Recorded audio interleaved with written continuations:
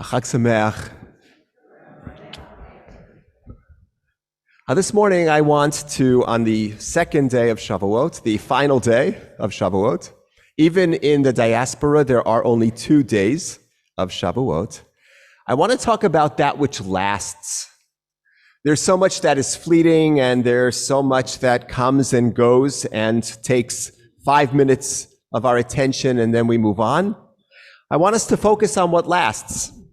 And to get us into the topic, I want to share with you that by virtue of belonging to the Rabbinical Assembly, the conservative organization of rabbis, I receive a whole bunch of resources about how to confront certain situations. And one of the things that the Rabbinical Assembly will do is when there is a situation that emerges, it could be a tragedy, it could be a natural disaster, it could be a shooting, it could be an attack of one country by another country, etc., etc. What they'll do is they'll circulate a response, and often the response will contain a prayer that some member of the Rabbinical Assembly has written about that particular occasion.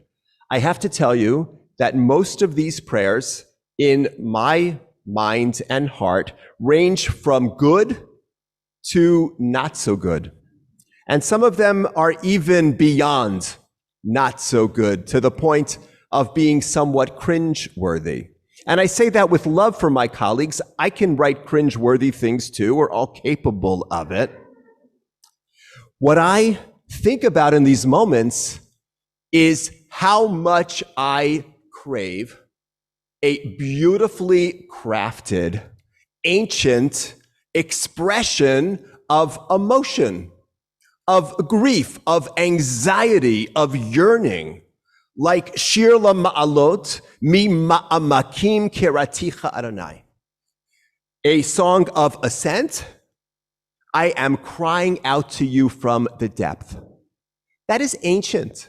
It is part of a group of poems that our ancestors probably sang in some liturgical setting, and it still works because we find ourselves in a space of depth and we are crying out, Mima'amakim karaticha Adonai, Adonai shema koli tiyeno oznecha kashuvot l'kol tachnunai.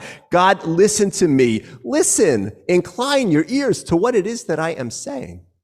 And then later on, Nafshi l'Adonai mishomrim laboker, shomrim laboker. My soul is yearning for God the way that a watchman hopes that the dawn will come. And it's repeated, shomrim laboker. Because whoever wrote it thought it would be important to repeat it, and it works. Rabbi Isaac Borzakowski, who many of us knew, he was the mashgiach here for many years, and his hashkacha, his oversight, extended far beyond the caterer's kitchen. He once sang those words, and he broke down. Now, why does that last? Partly because it's a corpus of prayers, Tehillim, the Psalms that lasted, but that is circular. They lasted because they work, because they are real, because they, by virtue of the content and by virtue of the form, work on us. I want to, this morning, embrace that which lasts, and mostly things last because they are good, and mostly things are good because they are real.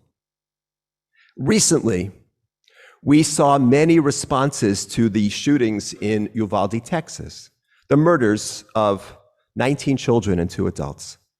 And a lot of things were circulated that were written, and they were fine. And then I saw somebody presented a poem that was written by Langston Hughes in 1938 called Kids Who Die. I want to share that with you, just passages. This is for the kids who die, black and white for kids who die, certainly. The old and rich will live on a while, as always, eating blood and gold, letting kids die. All kinds of kids will die who don't believe in lies and bribes and contentment and a lousy peace. Of course, the wise and the learned who pen editorials in the papers, and the gentlemen with doctor in front of their names, white and black, who make surveys and write books, will live on weaving words to smother the kids who die. For the kids who die are like iron in the blood of the people. And the old and the rich don't want the people to taste the iron of the kids who die, don't want the people to get wise to their own power. Listen, kids who die, maybe now there will be no monument for you except in our hearts. Maybe your bodies will be lost in a swamp or a prison's grave or the potter's field. But the day will come, you are sure yourselves that it is coming, when the marching feet of the masses will raise for you a living monument of love and joy and laughter and black hands and white hands clasped as one, and a song that reaches the sky, the song of life triumphant through the kids who die. That's just better than most of the stuff that was circulated in the last 3 weeks. 1938. He wrote it actually about young people who protest and who are often arrested and worse, murdered for protesting. Because he is a gifted poet, because the poem is real and raw, and those two are connected to each other, that's my point, it lasts. And it makes a demand on us. It makes a demand on us to push back against the power and the greed that allow horrible things to happen, like the deaths of children. That which lasts, lasts because it is real. It is true, like good music, that withstands the test of time. Things are more likely to last when they are real. It's true of poetry, it's true of prayers, it's true of portions of the Torah that resonate with us, like the horror of enslavement and the effort that it takes to achieve freedom, and the fact that responsibility should come from our experience of suffering and enslavement. That whole narrative lasts because it is real, and today, when we are going to be asking God to recall our loved ones, and when we are going to commit to recalling them, I also want to point out that it's true of love. Love that is real is more likely to last than love that is performative or conditional. The rabbis said something very beautiful and very insightful about love. They said there are two kinds of love. There is conditional love, when you love someone because you want something from the person. That tends not to last after you get what you want. You can include lust in this. You could include all the ways that we take advantage of one another for our own personal gain.